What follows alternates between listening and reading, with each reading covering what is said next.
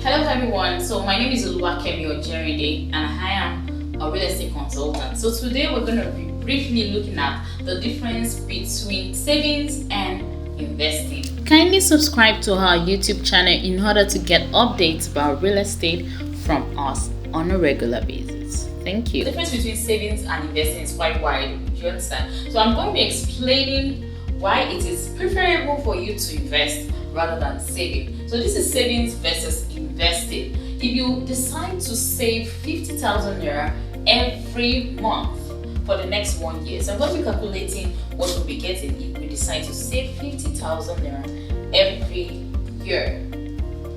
That's times 12, of course, and that's going to give us a total of 600,000 naira. That's for the savings. 600,000 naira every year.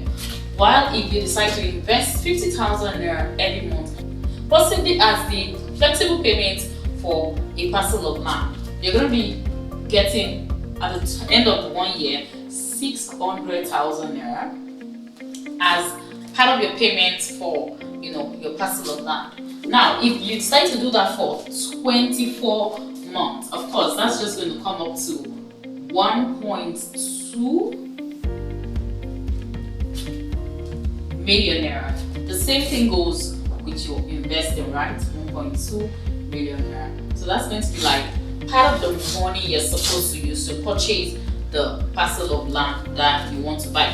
By the way, currently we have some parcel of land that you can actually buy within Ibadan that goes for less than this amount. So by the time you're done with this payment, you approximately would have finished paying for your parcel of land. However, if you're saving for the period of 24 months, which is 2 years approximately, in a bank account, whatever account you may be deciding to use, you're going to be ending up, saving a total of 1.2 billion naira. However, if you look at it, what is the interest you're going to be getting from the bank at the end of your savings? That is your interest per annum from the bank.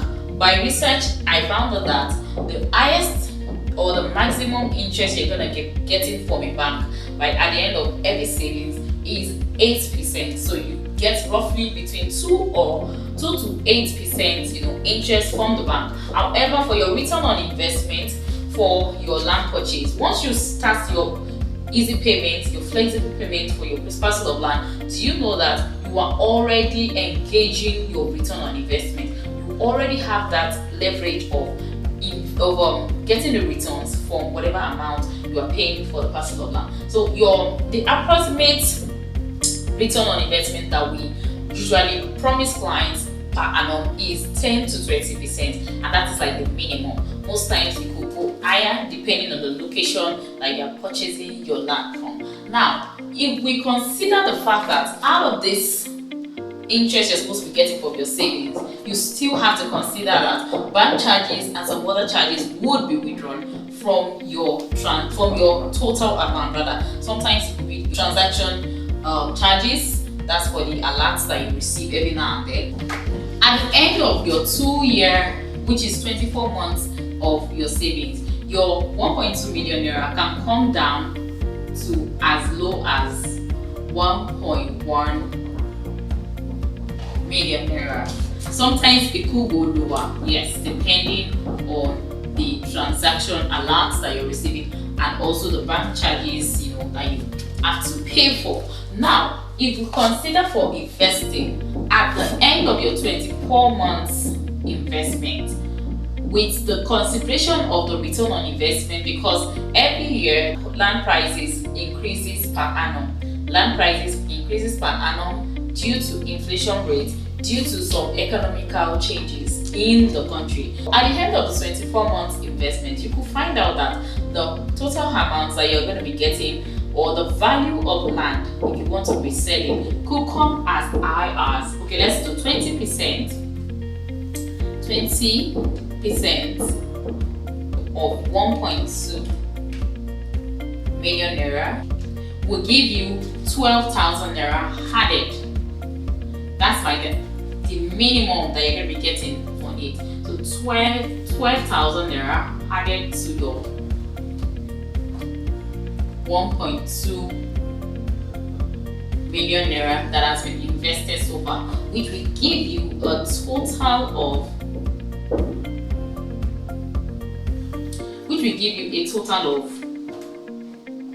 1,212,000 naira. That is supposed to be, what you're supposed to get at the end of the investment.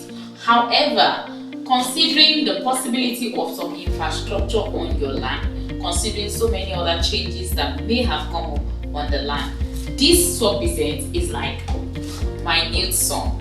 Most times, by the end of a year, you might be getting as high as 100% increment on the price of your land. In most cases, this is what happens. I'm just giving this as a minimum, considering the fact that that land is probably in a developing area. However, if you have the land in an area where it has very rapid potential of development, then you might be getting as high as 100% increments, that is 100% return on your investment. Imagine having a 100% return on your investment on 1.2 million naira. Within 24 months, the value of your land is supposed to be as good as 2.4 million naira. Now compare this to this and tell me which one works better for you. Send a message right away. Let's help you start your real estate investment portfolio immediately. Bringing the future to you now.